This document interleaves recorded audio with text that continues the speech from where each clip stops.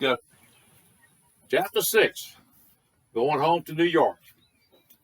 I followed a small river to where it dumped into the Amazon. The going was very slow and dangerous with all the snakes. The village people chewed the root and swallowed the juice every day. I showed the chief the root Samson gave me. He said it was the same root that they took every day for snake bite. He gave me some from my trip down the river. He said it would save me, but I would get real sick from some of the most poisonous ones. I walked slow and watched my step. From the little river where the village was and down the Amazon to waterfalls, it took me 3 months. I made it to the last waterfall in 3 days. I sat on a log eating some fruit when I heard it playing. I ran to the edge of the river, waving my arms. The plane landed and motored over to me. I told him I had crashed 3 years ago above the set of falls, and the pilot was a friend of his.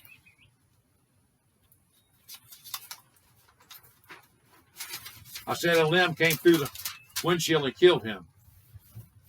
I did not tell him about the village I lived with. He could not believe I lived that long in that savage Amazon jungle.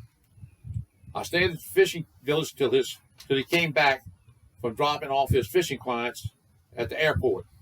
The next thing I knew, I was in New York. My home was just like it. I left it. I ate and walked around the city for a week. It was the same. Too many people, too small a place. I knew where my home was, and I was sure not going to be here in New York City. All right, Chapter 7. I had to go get out of New York. Tom's money grew with all his investments. Tom had more than he ever wanted to do. Before he left New York for the last time, his net worth was over $1 billion. He went down to the Lower East Side a week before. Tom grew up down there, so he knew how it had changed. The large factory that employed over 4,000 people had shut down and moved to China. Tom saw how the people lived. The apartments were run down, and some had drug dealers working out of them. Tom's money would be of no use to him in the Amazon. He made a meeting with the people that lived there on the Lower East Side to tell them of his plan. He asked the people to vote for only a person to run the Lower East Side. The people met in a closed-down factory.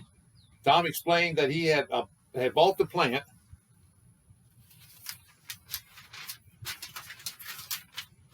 The people could not believe what Tom said.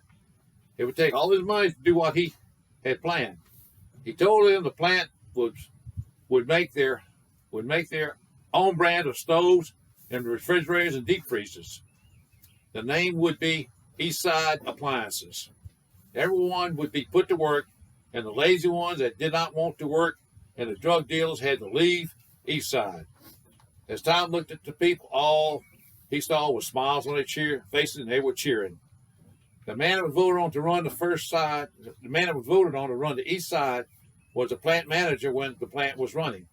He did not like the plant moving to China and putting all the people out of work. He told the owners he would not move to China and to shove the job where the sun wouldn't shine. Tom said he would stay till the plant was up and running. The people worked hard to rebuild the plant and the apartments they lived in. They finally had their pride back. They banded together to run drug dealers and gangs from their East Side homes. It took almost a year before Tom was ready to leave for home. Chapter 8, The Long Journey Home. Tom stepped off the plane in Teeth, South America. There he would take a float plane down to the Amazon River. He hired a man with a truck to take him to a large store. Tom was able to buy all the things on his list. All the things he bought would make the lives of the tribes easier. The float plane was loaded, and he was on his way home. He told Apollo to take him past the waterfall to the next river that flowed into the Amazon. As the plane landed, Tom's heart was beating fast with excitement about going home. The pilot pulled into a sandbar, and all the gear was hidden in the jungle. Tom paid the pilot $50,000 to keep his destination secret. As Tom made his way home, he heard the plane take off. It was a long walk up the river to the village. I could not get to my love Nada fast enough. I pushed myself hard from daylight to dark. I lost all track of time, watching all the time for snakes. I saw the clearing come into view. Tom eased the clearing and was spotted by one of the women cooking on an open fire. She began to shout my name. The whole tribe ran to me shouting, "Tom, Tom." The chief gave me a big smile and pointed to my beautiful Nada. She walked toward me holding a little boy's hand. One look, I knew he was my son. That evening at supper, with Nada by my side and my son in my lap, life could not get any better. A week later, with 4 dugouts, we went down to the Amazon to get the supplies I had hid. We pulled a dugout up on the sandbar and was getting the thing I hid loaded in the canoe, in the dugout. To everyone's surprise, Samson and his family came out of the jungle and walked towards us. All the men grabbed spears to kill a huge silverback. They thought I was crazy to run towards the silverback when Samson picked me up and swung me around and around with his good arm. The chief remembered me talking about Samson. He told the men to put the spears down.